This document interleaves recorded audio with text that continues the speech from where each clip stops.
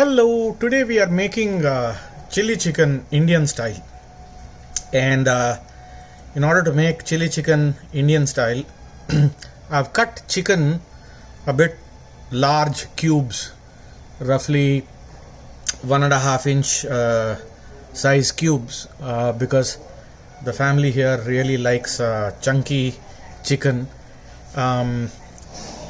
We've taken also chicken thighs, so you get a good mix of pink and white meat.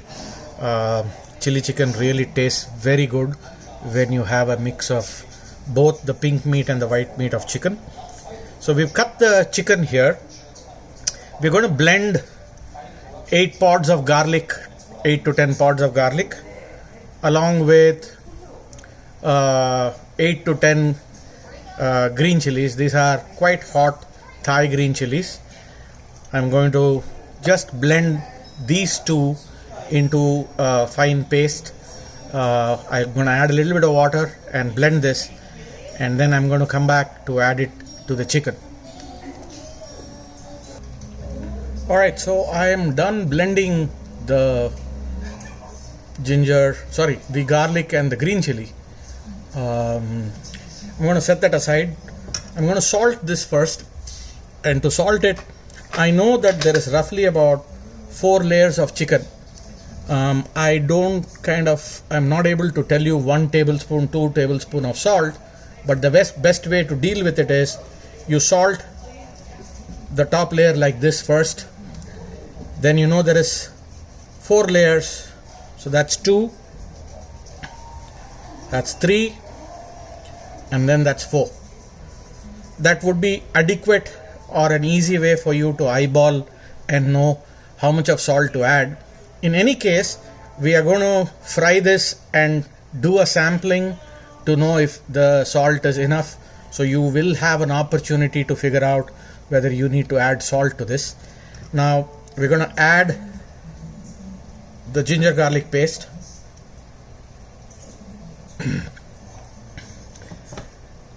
I'm going to add some medium soy. You don't want to use light soy because it will make this very watery. You don't want too much water, then you'll have to land up compensating with cornstarch, that much of cornstarch. So that's about 3 tablespoons of medium soy. I also like to use some sambal olek. It has acid in it, sambal olek. You can get this in the store. It's a chili paste in a acidic base. So I'm going to add 2 tablespoons of that. I'm going to give this a mix first before I can add some all-purpose flour and cornstarch. So let me mix this up with a fork, and I will come back to adding the all-purpose flour and cornstarch. So I've given it a good stir with a fork. Everything is nicely mixed up. It's time for us to add some 2 tablespoons of all-purpose flour.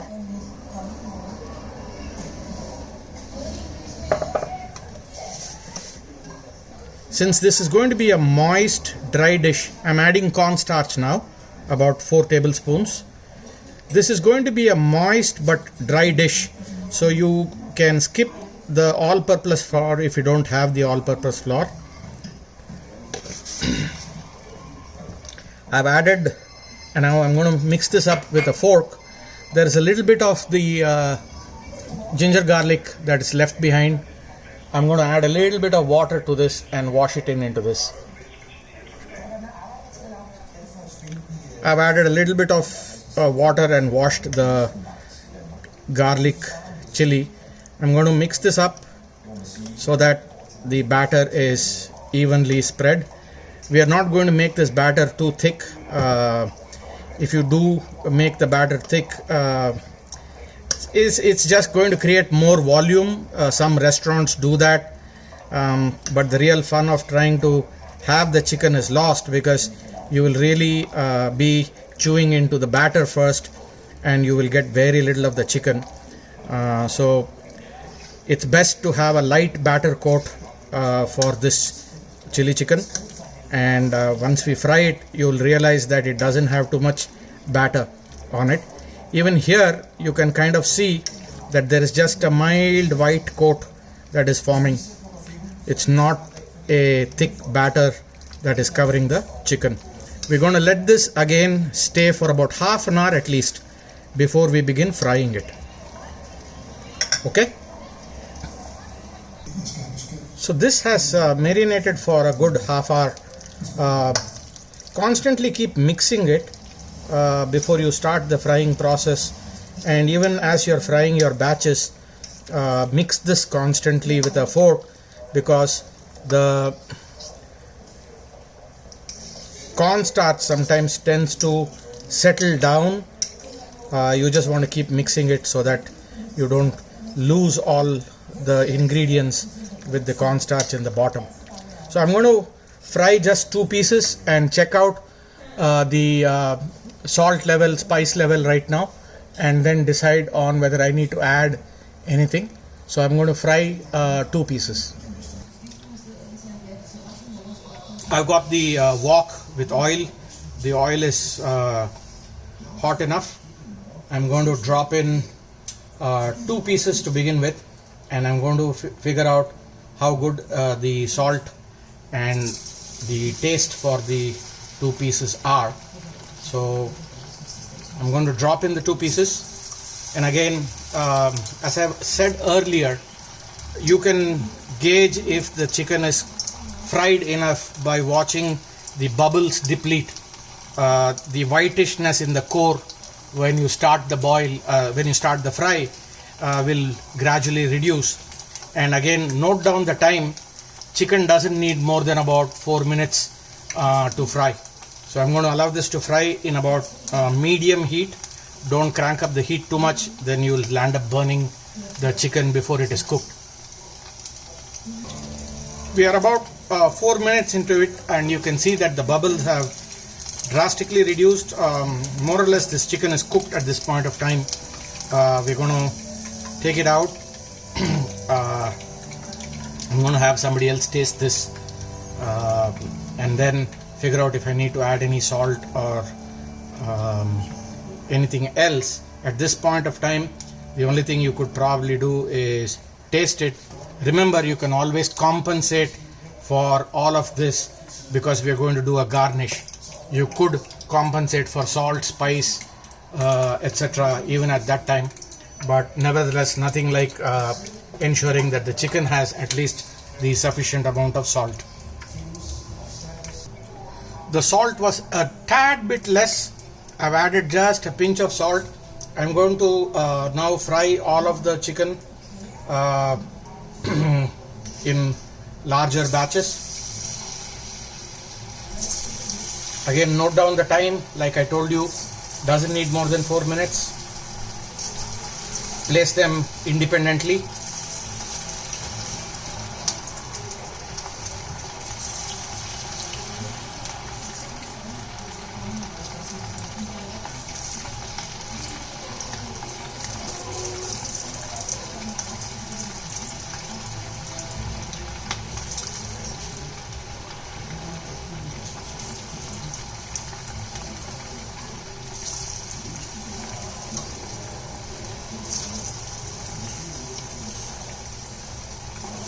There we go. And don't forget to keep stirring the chicken base constantly before you add it back to the next batch. We'll wait for 4 minutes, take this batch out and complete the frying of all the chicken.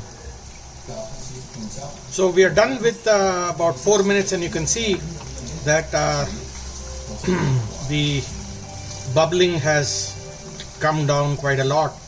But since these pieces are a little large, I'm going to give it another 1 more minute for this bubble to come down. So I'm going to give it just another 1 more minute. The extra minute, as you can see, has done wonders. The chicken is quite well fried. I'm going to put this away and start the next batch. Before I start the next batch, I'm going to just mix up the chicken once again and complete the entire frying process. So we've fried the chicken. Quite frankly, at this stage, if you do a light garnish just on top, it's actually ready to eat. However, we are going to convert this or make this into a Indian style chili chicken. So we're going to go ahead and now start the garnishing process. I've got 2 onions sliced into half. For this chili chicken, I prefer that I have a semicircle ring styled onion. I'm going to chop off the root first by just going into this and getting the root off, and all that I'm going to do is make a slice across so that we get these semicircles. They will beautifully hug the chicken when we use it for the garnish. So again, I'm going to get rid of the root and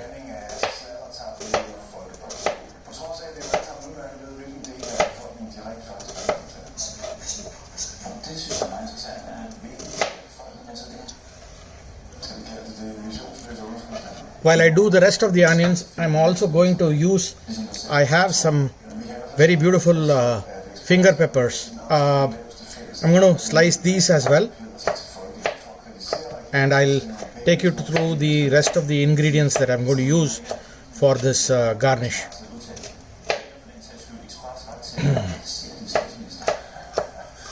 These finger peppers or bell peppers are totally optional. I just happen to have a few in my refrigerator, so I've decided to go ahead and use them today. Otherwise, you don't need the finger pepper or the bell pepper. It's really optional, but it is just nice to kind of bite into all of this when you're having the chili chicken. So that's the finger pepper. I've also cut some yellow bell pepper. These are at almost the size of the chicken pieces. One thing I prefer to do is keep the size of the bell pepper almost the same size as the chicken as well. Alright, so now for the garnish. Like I said, I've done a half a ring cut of the onions. I cut also some bell pepper and finger peppers. They are here. I have 2 tablespoons of minced garlic. I have green chilies that are sliced. I have a mix of the Thai chilies as well as a finger hot chili. The finger hot chili is not very spicy, it is just very flavorful, but in the bottom I have the Thai chilies as well. So we're going to use this. And finally, what makes it really the Indian chili chicken is the fact that we're going to use the stock portion of coriander, though the ideal would have been to use parsley. There is a lot of parsley used in making Chinese, but I think coriander is a common ingredient available in most homes. You could easily use coriander as a very good substitute in this dish. So for the garnish, like I said, we have all of this. I've also made a liquid paste. This has 1 tablespoon of cornstarch powder. It has a spoon of sambal olek and a spoon of soy sauce, and I have mixed some water and made this into a waterish paste, which I'm going to use right at the end to bind all of the ingredients together. This is what is going to make it into a moist and a dry looking dish, but it's not going to be a gravy dish. So we have now all of the ingredients that we want. I'm going to line them up so that I can go adding one after the other, all of these, including the fact that I have salt, and I also am going to use a little bit of black pepper in the garnish. So we have all of the ingredients. One good thing to do always is when you're making Chinese, be sure that you are prepared with everything that's going to go into the dish, because any delay could make one or two of the garnish overcook, and it's not going to be very crunchy. The idea is to just start putting all of these together one by one, and as quickly as possible in really a high heat. Okay, I have taken a walk, a sizable walk, and one of the things I just decided is also to add Sichuan peppercorn and fly ash. This gives a great flavor. It's optional, but you should try using this at some point in time in your Chinese cooking. It's very hard to explain the flavor. Actually, it is so hot. The Sichuan red peppercorn, which is here, the red one, is that when you bite into it, it is so hot that it will numb your tongue and your lips. So do try this, but it's very optional for this dish. It's just because it's been a long time that I've used this that I decided to use it for this dish. Really, again, I cannot explain the flavor, but if you can imagine something like a flavor of caraway seeds, which is ajwain, fennel seed and black cumin seed mixed together with heat in it. It's really hard to explain it, but that's the kind of flavor this drives. I'm going to use this in my garnish as well. I also have a little bit of chili oil that I have kept aside, 1 tablespoon or it's about 1 tablespoon. I'm going to use this as well. So the sequence in which I'm going to do this is I'm going to put oil, make sure that it heats up, and I'm going to put the garlic, the green chili, the onions, salt, and then the rest of all of the flavors that I earlier told you. The idea is to unify the flavor with what you put in the chicken. That way the whole dish will look taste very unified.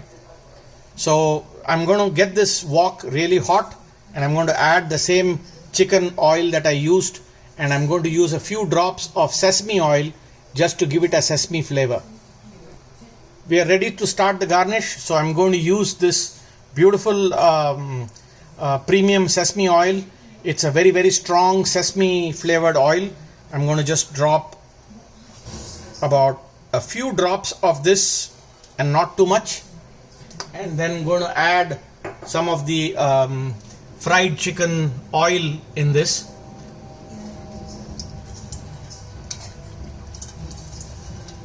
That's about roughly 4 spoons of oil that I've added. I'm going to crank up the heat to this wok. It's going to begin to smoke.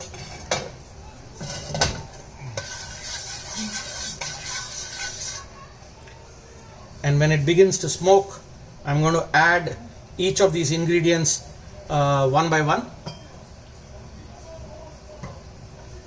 So the wok is hot enough. We're going to add the minced garlic. I'm going to add the green chili.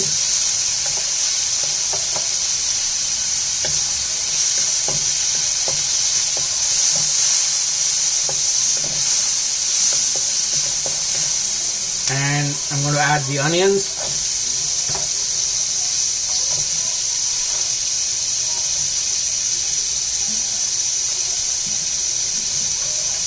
I'm going to add the Sichuan peppercorns. I've got just a few more onions left behind. Oops. I need to change the ladle. I've got a new ladle. The rest of the onions are in. I'm going to slightly salt these onions. Not too much. There we go. And give it a nice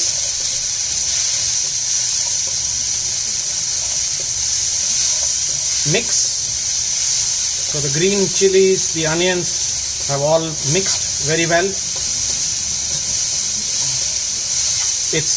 The flame is really very hot, at which time I'm going to add the chili oil, which is going to give it some heat. I'm going to add some black pepper.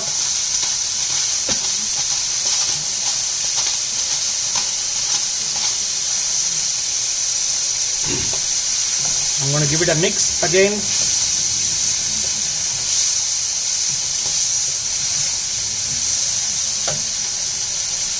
Time to add the bell pepper.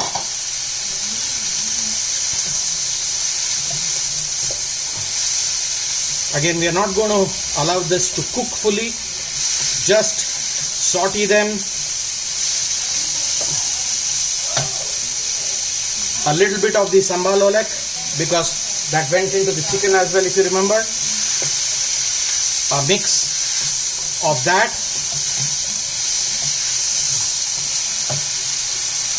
Some medium soy sauce, 1.5 to 2 tablespoons.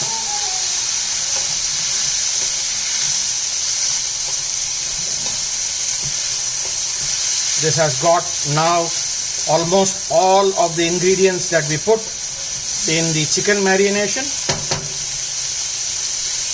Finally, we add the chicken into it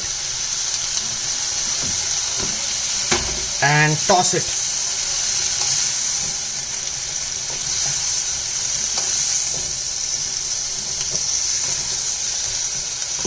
I've lowered the gas a little bit so that the onion and the bell pepper don't overcook.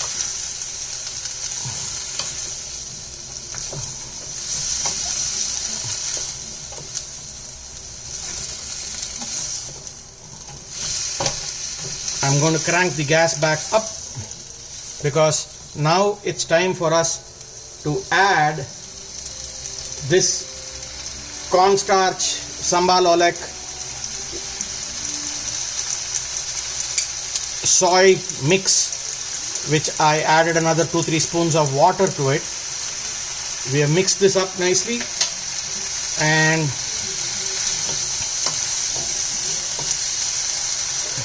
we're going to gently pour this over and toss this dish. This is why I said it's going to be a dry dish but a moist dish. So you can see that it has bound itself with all the flavors when you added the cornstarch, soy, sambal olek mix. We are done with this dish, and this is when we are going to give it this Indian flavor to it, which is to add the stalk of coriander. If you have parsley, you should be adding parsley. They both, have unique flavors, but this is what the ultimate dish is.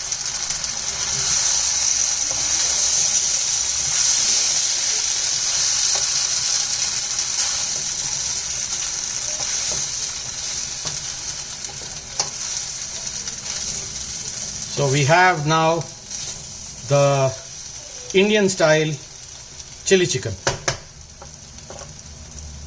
Hope you enjoyed the video. Try this. I'm sure you will love the flavor of this Indian style chili chicken.